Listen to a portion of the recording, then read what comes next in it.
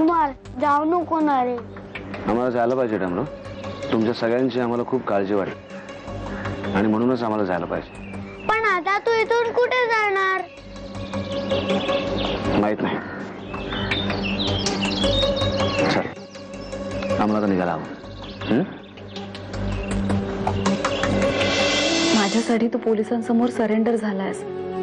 हा निर्णय घेतल्यामुळे आता तुला काही करायची गरज नाहीये. आता फक्त न्यायालयाच्या निकालाची वाट बघते मी. या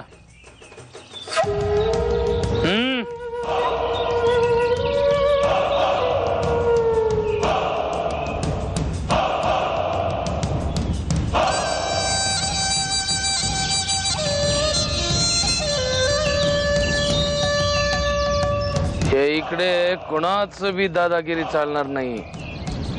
जोवर लिंगप्पा जिवंत आहे तोवर माझ्या वस्तीतील एका बी माणसाच्या केसाला धक्का लागणार नाही. कोणाच दादागिरी चालणार नाही.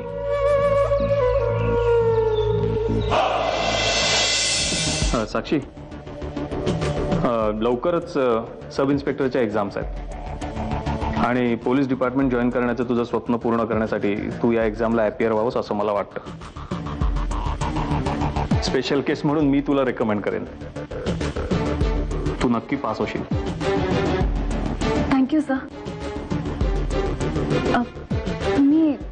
मी नक्की विचार करेन. आणि एक गोष्ट, राजची उद्या 1 तारीख आहे.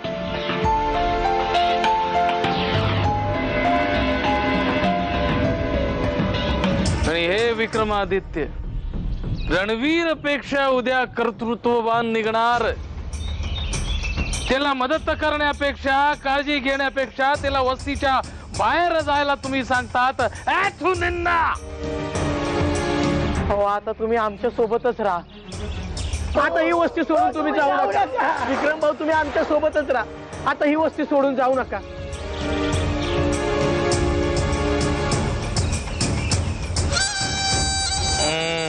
शबाश आमचं भाऊ विक्रमादित्य. आमचं भाऊ विक्रमादित्य.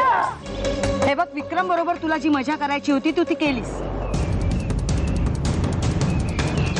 आता बाद झालं. एक रात्र त्याच्याबरोबर काढल्यानंतर लोक काय म्हणतील म्हणून जर तू लग्न करत असशील तर. अगं म्हणजे असा विचार करू नकोस असं मला म्हणायचं होतं. त्याने तुझं नुकसानच होईल. या आधीही तू या विषयावर एकदा बोलली होतीस, तेव्हा मी गप्प बसले. पण आता देव,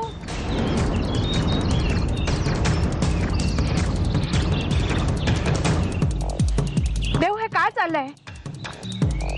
हाय, तू मलाच विचारतेस? काकू आता काय म्हणाली ऐकलंस ना तू?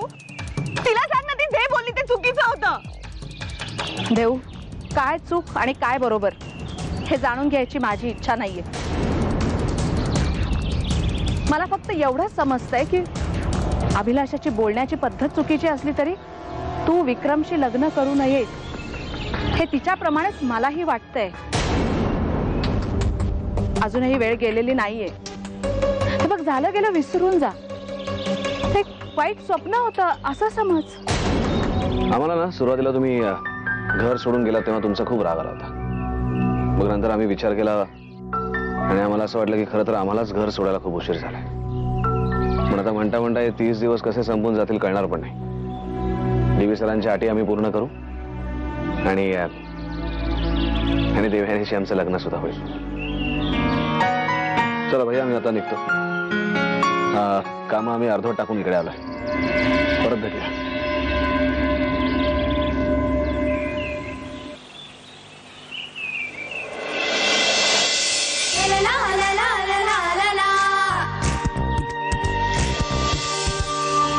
खुद ही को कर बुलंद इतना कि खुदा बंदे से खुद पूछे कि बता तेरी रजा क्या है.